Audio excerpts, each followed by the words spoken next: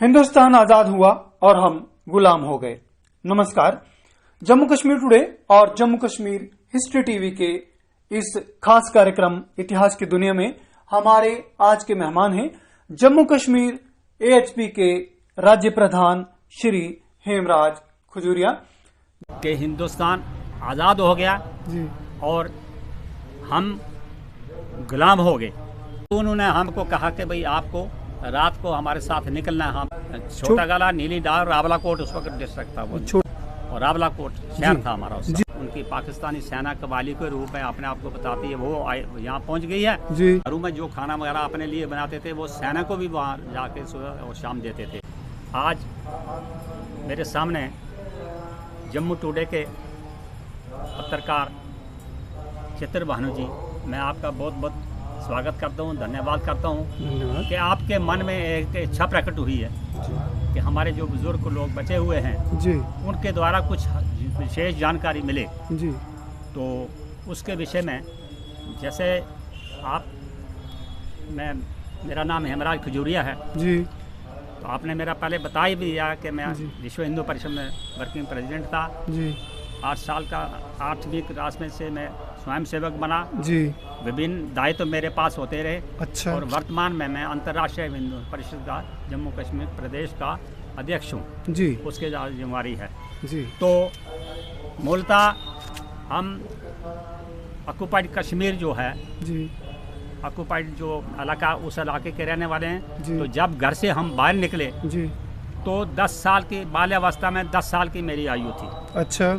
क्या क्या घटनाएं हमारे साथ हुई, क्या क्या अन्याय हमारे साथ हुआ जी, हमें तो ये मालूम नहीं था कि ये बसते रस्ते कैसे ये बात हो गया जी। तो उस समय पता चला जी कि हिंदुस्तान आज़ाद हो गया जी और हम गुलाम हो गए। अच्छा। वो कैसे गुलाम हो गए जी कि वहाँ जो पाकिस्तान का जहाँ बंटवारा हुआ किस आधार पर हुआ उसकी जानकारी तो हमको नहीं थी जी। लेकिन ऐसा है, वहाँ जयकारे वाले अल्लाह अकबर ऐसे नारे लगे। अच्छा। और पूरा जो हमारा छोटा गला गांव था, छोटा गला गांव था जो रावलाकोट से 8-10 किलोमीटर की दूरी पर था, पहाड़ी इलाका था जी, बिखरे हुए घर थे जी। तो पता चला कि वहाँ कबाली जो थे वो सेना के रूप में थे, लेकिन कबाली उनका नाम दिया गया थे। वो पाकिस्तान के सैनिक थे, पाकिस्तान के वो सैनिक थे जी। जैसे क्योंकि उनके पास हथियार बंद थे जी। जो हमारे साथ रहते उनके पास तो हथियार नहीं थे, लेकिन उनके पास बाकायदा हथियार थे उस समय जी। तो अच्छा, वो पाकिस्तान के सैनिक थे, कबाली नहीं, पाकिस्तान के सैनिक थे जी। और जब उन्होंने लूट सूट मारकाट शुरू कर दी, हमको भगाने की कोशिश की। अच्छा। तो हमारे जो कुछ बलवान वो लोग थे, हिम्मत वाले लोग थे, उन्होंने सभी लोगों से जाके संपर्क किया। अच्छा। कि अभी हमारे लिए क्या कार्रवाई करने की ज़रूरत है जी। तो सब लोग इकट्ठे हो गए जी। जो मर्द, जो बच्चे औरतें थी वो घरों में रही। अच्छा। और हम एक स्थान पर हम जाके हमने एक बहुत वहाँ इकट्ठ किया। अच्छा। करने के बाद ये निर्णय लिया गया अच्छा। कि उनकी वो सेना के रूप में है, उनके पास हथियार शस्त्र है लेकिन हमारे पास कुछ भी नहीं है, इसलिए हमें यहाँ से रावलाकोट वहाँ से 8-10 किलोमीटर था। तो वहाँ हमारी एक देरी साहब हुआ करता था, तो वहाँ रावलाकोट शहर था। देरी साहब ये गुरुद्वारा था? गुरुद्वारा था जी। तो देरी साहब वहाँ था और वहाँ हम लोग, उन्होंने कहा कि कुछ मर्द जो होते वो साथ में हो गए और श्राद्धों के दिन थे उन दिनों जी। तो हम ये लेके चले कि हम श्राद्ध पे जा रहे हैं, लेकिन वो जाने नहीं देते थे। अच्छा। तो जब वहाँ से हम निकल के वहाँ गए तो हमारे चाचा जी कुछ लोग हमारे साथ थे, वो ग्रुपों में निकले अपने अपने इलाके से। अच्छा, ये कौन रोक रहे थे, जाने नहीं देते थे? वहाँ के लोकल वहाँ मुसलमान आबादी थी। अच्छा। वो उनको आदेश मिला था उन्हीं सेना का कि इनको रोको, इनको जाने नहीं देना। अच्छा। लेकिन उन्होंने हमारे घर से जब हम निकले तो 2-4 किलोमीटर आगे जब गए अच्छा, तो वहाँ उन्होंने हमें को आगे से रोक दिया और कहने लगे, भाई आप क्यों भाग रहे हो? अच्छा। तो हमारे बुजुर्गों ने कहा, हम भाग नहीं रहे हैं, हम श्राद्ध है उसमें जा रहे हैं। अच्छा। उन्होंने कहा श्राद्ध कोई बात नहीं है, आप जो आप पे डर त्राह है जो जिस चीज़ का, वो हम आपको कुछ नहीं होने देंगे, आप अपने अपने घर में चले जाओ जी। जब हमने आगे के हम आगे जाएंगे तो उन्होंने भी हमको ज़बरदस्ती रोकने की कोशिश की। अच्छा। जब हमारे बुजुर्गों को जो पीछे घरों में रक्षा के लिए रहे थे जी। उनको पता चला कि ये हमारे काफिला, उनको रोक लिया। अच्छा। तो वो वहाँ से बस चले गए, जाके वहाँ लाठी वगैरह कुछ चलाई थोड़ी सी, तो वो हमें वहाँ से जाने दिया उन्होंने। जी। तो जाने दिया। अच्छा, उन्होंने जाने दिया। उन्होंने वहाँ से हमें रोक दिया, जाने दिया। जी। जब हम रावलाकोट पहुँचे जी। तो वहाँ पता चला जी कि हमारी सेना के कुछ 10-15 लोग, उस महाराजा हरि सिंह हुकूमत थी जी। तो वो 10-15 लोग, उनको पता चल गया कि ये हमारी जनता वहाँ तकलीफ में होगी, लेकिन कैसे था इसकी जानकारी नहीं थी, सेना वहाँ कैसे पहुँची थी। अच्छा। लेकिन वो 10-15 लोग जो हमारे वहाँ थे वो पहुँचे, उन्होंने वहाँ हमारी हर तरह से व्यवस्था की, देखा, और जहाँ जहाँ हम किसी की, वहाँ रावलाकोट थोड़ा सा शहर था। अच्छा। तो उसमें जो कई हिंदुओं की दुकानें थी उनमें आले दुआले कुछ घर थे, उनमें कुछ लोग रुके, कोई देर साहब में रुके। अच्छा। तो कुछ सेना ने वहाँ एक गोलदारा बना के वहाँ रख दिया। जी। तो वहाँ पीछे जब देखा कि जिस इलाके से हम आए, अच्छा, वहाँ से चीखो पकार, अच्छा, जोर जोर की, और आग के शोले निकल रहे हैं, घरों को आग लगा दी गई। अच्छा, घरों को आग लगा दी गई, दरवाजे बंद किए जी, कुंडी लगा दी। अच्छा। जो उसके घरों में रहते थे उनको आग लगा दी, चीखो पुकार हो रही थी, और बड़ी आग लगी हुई थी जैसे जंगलों में आग लगती है। अच्छा। तो वो परेशान हो गए, जो हम निकले थे हम भी परेशान हो गए, और वो बेचारे निकल ही नहीं सकते जी। तो इधर से हमारी सेना ने जो नज़दीक पॉइंट थे वहाँ उन्होंने फायरिंग वगैरह की वहाँ से जी। तो इस तरह से हम वो सीन देख के परेशान हो गए जी। हमारी सेना ने हिम्मत रखी, जो उनके पास अस्त्र शस्त्र था, फायरिंग वगैरह की, लेकिन उसके जवाब नहीं हो सके, तो वो सेना उनकी कबायलियों की बहुत ज़्यादा थी जी। तो खैर ये सीन देखा, हम वहाँ तकरीबन 20-25 दिन वहाँ रावलाकोट में रहे। अच्छा। और उनमें से जितनी संख्या थी घरों में रही, उनमें से चंद ही लोग आए वापस वहाँ रावलाकोट में जी। और बाकी वहाँ सारे के सारे वहाँ अच्छा खत्म हो गए। बाकी सभी फिर बाकी रावलाकोट में खत्म हो गए। पीछे जो घरों में रहते थे वहाँ उस वक्त सुरक्षित थे, जो बचे थे वहाँ जी। लेकिन वहाँ सेना के लिए भी प्रॉब्लम हो गई कि उनके पास जो राशन था, खाने पीने की, उनकी अवस्था हो गई। अच्छा। जनता ज़्यादा हुई तो फिर हमने जो रहते थे वहाँ, हमने घरों में जो खाना वगैरह अपने लिए बनाते थे वो सेना को भी वहाँ जाके सुबह और शाम देते थे। अच्छा, सेना को भी सिविल वाले देते थे। और ख़ास करके 10-15 साल के हम जो बच्चे थे या जैसे थे, हम लोग उनकी सेवा में हम लग गए जी। तो वहाँ उसके बाद एक बार जब बहुत ज़्यादा जोर हो गया, सेना के पास से एमुनेशन ख़त्म हो गया। अच्छा। तो उन्होंने एक बार जो हम उनकी सेवा करते हैं, उन्होंने कहा कि अपने पेरेंट्स हैं, उनके बात हमने करनी है, उनसे मिलाओ जी। जब उनसे बात हुई, मिले, हमारे पिताजी थे, हमारे भाई साहब जो थे उस मेरे से 5 साल बड़े थे उस समय। अच्छा। रहे नहीं जी। तो उनसे बातचीत, तो उन्होंने एक बात कही कि अब हमारे पास ना एमुनेशन है, अच्छा, ना हमारे पास राशन है जी। और जो उनकी पाकिस्तानी सेना कबाली के रूप में अपने आप को बताती है, वो यहाँ पहुँच गई है जी। इसलिए आज कल रात को हम यहाँ से निकल जाएंगे। अच्छा, कल रात को निकल जाएंगे घरों से, यहाँ से छोड़ के। अच्छा, एक साहब फिर से गांव का नाम पूछेंगे? गांव छोटा गला, रावलाकोट। छोटा गला, नीली डाब, रावलाकोट उस वक्त डिस्ट्रिक्ट था वो। छोटा गला, नीली डाब। हाँ, नीली डाब। अच्छा। और रावलाकोट शहर था हमारा जी। फिर आगे उन्होंने हमको कहा कि भाई आपको रात को हमारे साथ निकलना है, हम तकरीबन रात को अंधेरा पड़ेगा। अच्छा। हम यहाँ से निकल जाएंगे जी। हम बड़े परेशान हो गए। हमारे बुजुर्ग के कोई बीमार थे, कोई बच्चे थे, हमने उनको बोला किस रास्ते से निकले, कहते इस पहाड़ था।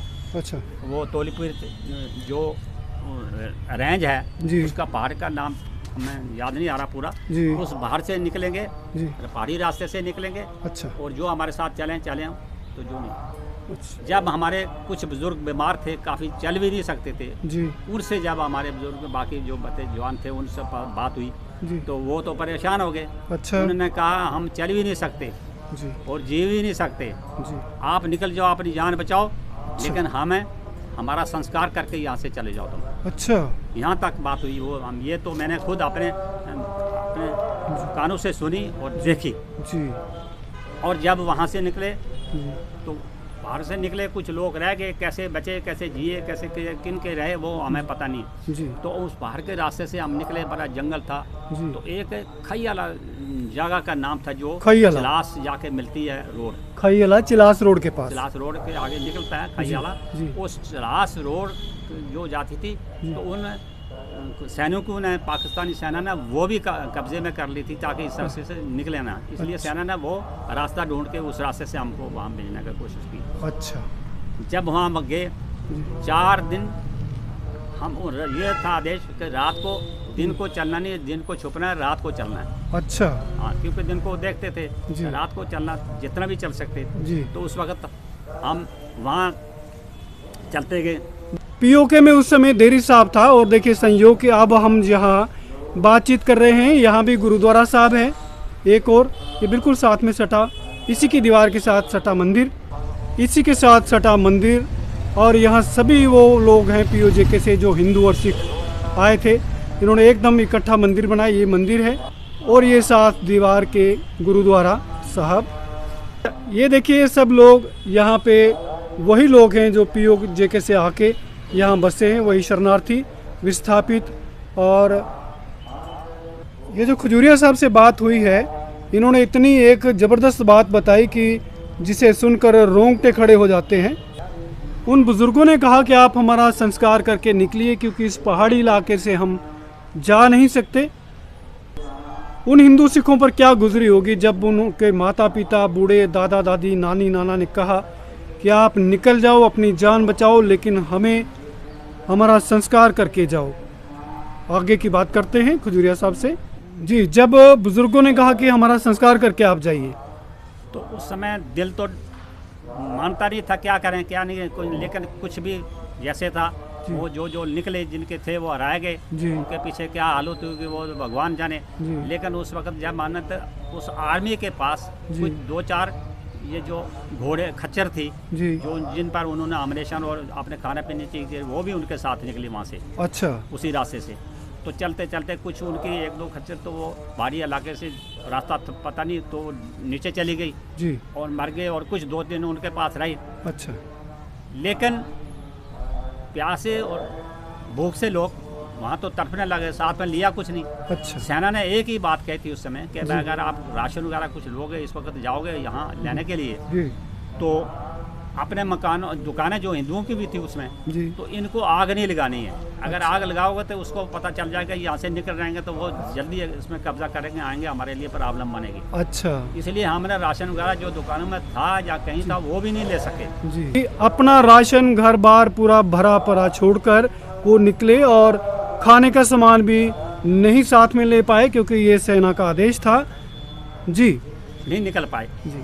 इस तरह से आगे जब मेरे पिताजी खुद बाल थे उस समय जी, तो हम 3 भाई तो यहाँ आ गए, चौथा भाई हमारा किशोरी लाल नाम का बच्चा था उस समय जी। तो पिताजी ने क्या कहा कि भाई आप इकट्ठे हो जाओ, तो हम निकलते हैं। लेकिन उस बच्चे को उन्होंने अपनी पगड़ी खोली, पगड़ी खोल के अपनी छाती के साथ उसको बांधा। अच्छा। छाती के साथ बांध के जी वो चलने लगे। हमारे माताजी, हमारे बड़े भाई साहब कहीं अलग हो गए और मैं और मेरा छोटा भाई और पिताजी अलग हो गए, और छोटा भाई जो था वो छाती के साथ बांधा अपने पगड़ी से जी। तो चले गए। रास्ते में चलते चलते फायरिंग उनकी चलती, उन्होंने पेड़ों के ऊपर चढ़ के जैसे रक्षा के लिए वो आरसा सा बनता है मक्की वाला पशु से बचाने के लिए, मचान सा बनाते हैं, मचान सा बनाते हैं। मचान बना के सेना उसके ऊपर कवाली हो गए। अच्छा अच्छा। कवाली वहाँ से आगे रास्ता रोक लिया और उस पेड़ों के ऊपर चढ़ के। अच्छा। तो क्योंकि सेना का भी उनको डर था, अपना भी उनको बचाना था, तो पेड़ों के ऊपर से उन्होंने गोली मारना शुरू कर दिया। अच्छा। तो वो एक गोली आके मेरे पिताजी को ये कंधे में लगी।